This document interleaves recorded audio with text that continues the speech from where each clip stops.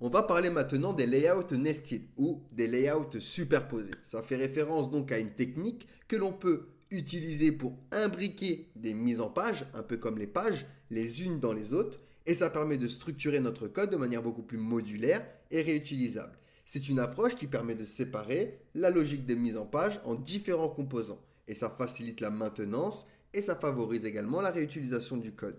Donc par exemple ici, on a un premier layout au niveau de mon home, donc de mon fichier principal. Tous les autres pages sont des enfants du coup de home, de la page.tsx ici, donc ils vont subir ici le layout avec ma navigation par exemple et le footer qui apparaissent. Mais je peux venir par exemple dans shop, product ID, et ici on va venir se créer un layout.tsx. Donc ici, on va faire du nested, d'accord? Donc des layouts superposés. À l'intérieur ici, je vais venir faire un export default et on va on va export default une function qui va s'appeler product layout.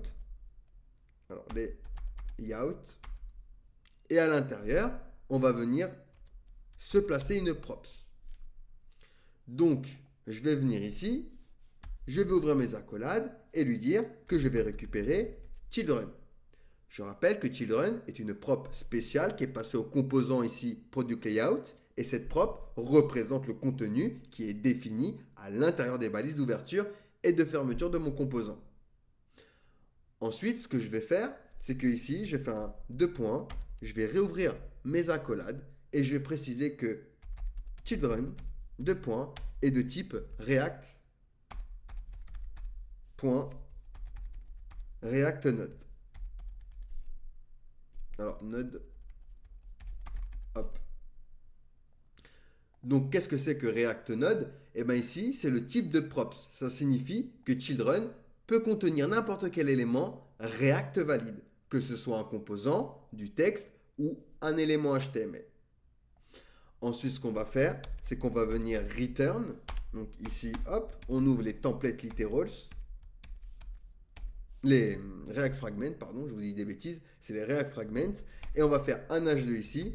Je suis rajouté depuis le layout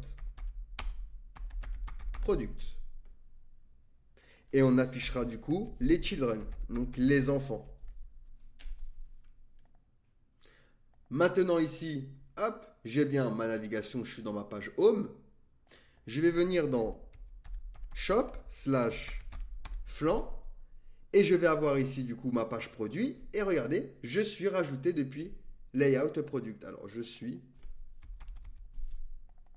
rajouté, je n'ai pas écrit vraiment français et vous voyez ici j'ai bien je suis rajouté depuis le layout product. Donc ici j'ai imbriqué des layouts. Le layout principal qui importe par exemple mon footer, hop, mon footer et ma navigation. Pas que, hein, il importe également les méta et d'autres éléments, notamment notre body, d'accord, et notre balise HTML qui est la structure de notre application, enfin de la structure HTML, ça représente l'enveloppe plutôt du HTML. Et du coup, ici, j'ai bien imbriqué mes layouts. Et j'ai bien deux layouts différents et je vais pouvoir interagir comme ceci avec mes layouts. Donc les layouts nested, ça permet d'imbriquer des mises en page, les unes dans les autres.